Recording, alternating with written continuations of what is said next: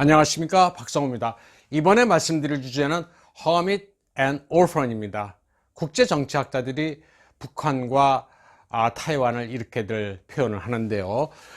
한쪽은 자발적인 쇄국, 한쪽은 어쩔 수 없는 국제사회로부터 고립된 상황입니다. 그게 타이완과 북한의 최대 차이점인데요. 왼쪽 도표는 타이완 사람들이 싫어하는 국가 랭킹입니다. 1위가 북한으로 되어 있습니다. 북한은 전 세계적으로 로그 스테이트, 깡패 국가라고 인식되어 있기 때문에 기본적으로 타이완 사람들은 북한을 싫어합니다. 그런 반면에 폐쇄된 국가이기 때문에 상당히 궁금해하고 신기해하는 그런 감정도 일부 있습니다.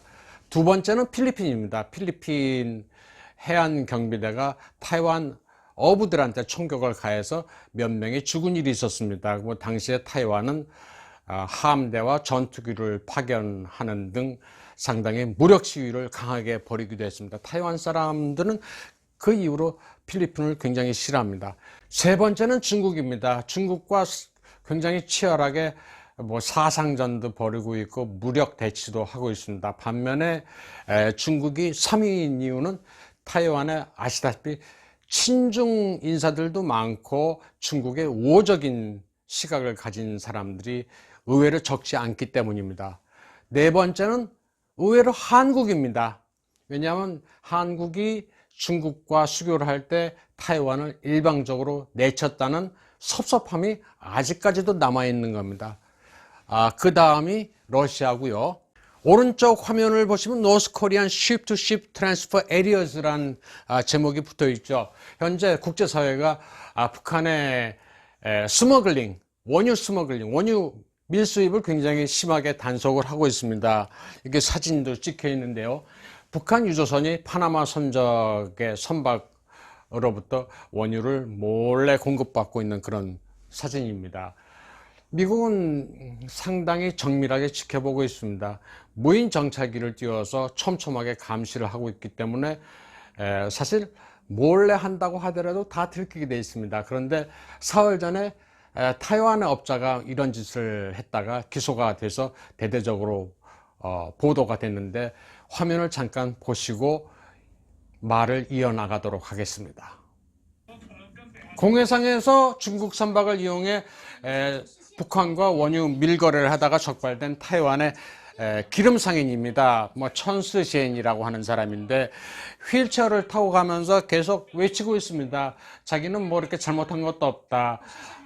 거래를 해서 크게 돈 번 것도 아닌데 이 정도까지 심하게 하느냐라고 하는데, 이 사람은 징역 3개월에 집행유예 2년 그리고 회사가 자산 동결 조치를 당했습니다. 그러자 이 사람은 자기를 수사한 검찰관과 법무부 차관에게 전화를 걸어서 전 가족을 몰살시키겠다라고 협박을 합니다. 그러자 타이완 법무부는 공권력에 대한 심각한 도전이다, 결코 묵과하지 않겠다라고 이제 엄포를 놓고 있습니다. 타이완은 유엔 회원국이 아닙니다. 그리고 타이완의 친중 인사들이 상당히 많고 북한이 타이완에 직접적으로 적대적인 위협을 가하는 국가는 아니기 때문에 계속 교류가 있어 왔습니다. 그 단적인 예로 2018년 10월에 국민당 재정부장 류타이잉이라는 사람이 양빈과 접촉을 했습니다. 양빈이라는 사람은 뉴스에서 얼핏 몇 년 전에 들어보셨을 겁니다. 신의주와 단동의 경제 특구를 만든다고 해가지고 한때 화제가 된 사람인데요. 작년에 만났습니다. 그래서 이 얘기를 다시 논했습니다. 신의주 특구 화면인데요. 근데 물론 결과가 도출되지는 않았습니다만 신의주 특구가 다시 활성화되는 게 아닌가 하는 억측이 잠깐 일기도 했었습니다. 타이완과 북한의 경제적, 인적, 문화적 교류는 상당히 끈끈합니다. 물론 절대적 액수가 많지는 않습니다만 상징적으로는 그 관계가 계속 이어져 오고 있습니다. 2018년 7월에는 타이베이에 북한 관광사무소가 개설됐고요.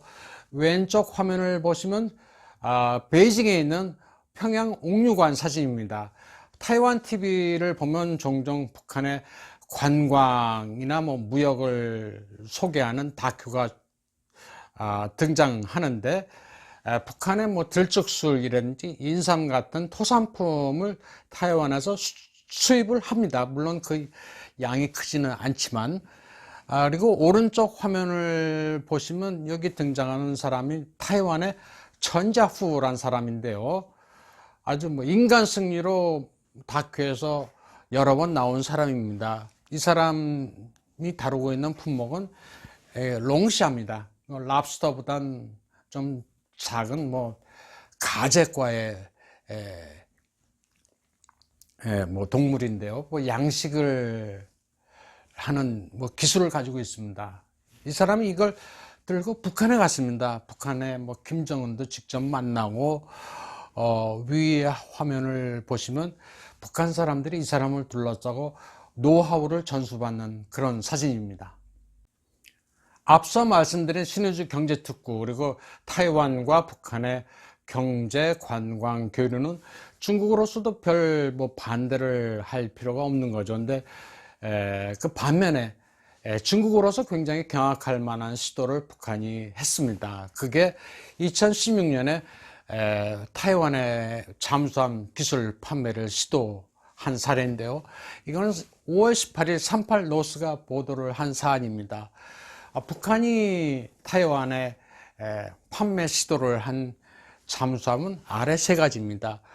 유고, 연어, 상어급입니다. 굉장히 소형 잠수함인데요. 물론 이제 북한은 타이완에 AIP 기술도 판매를 하겠다라고 얘기를 했습니다. AIP는 디젤 잠수함의 필수적인 기술이죠. Air Independent Propulsion이라고 해서요. 근데 결국 타이완은 북한의 제의를 거절했습니다. 타이완이 원하고 있는 사이즈는 좀 더 큰 잠수함입니다. 그래서 타이완은 지금 구어젠구어자오라는 사업을 추진하고 있습니다. 국방을 위해서 쓸 잠수함은 우리 기술로 건조를 하자라고 하는 슬로건 하에서 잠수함 개발에 적극적으로 나서는데요. 일본으로도 기술을 도입하고 뭐 독일, 미국으로부터도 기술 협조를 받을 예정이라고 합니다. 그래서 오른쪽 이 화면이 타이완이 지금 막 개발을 시작하고 2025년까지 양산에 들어가겠다고 하는 자체 잠수함 모델입니다.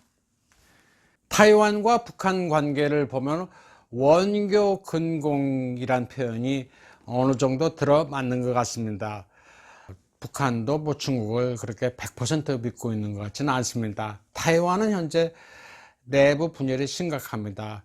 친중파가 굉장히 암약을 하고 있죠. 그래서 북한을 돕자는 시도도 다 여기서 나오는 겁니다. 국제관계 상당히 복잡한데 타이완 우리가 눈여겨볼 필요가 여기에도 있습니다. 오늘 주제는 여기까지 하겠습니다. 감사합니다.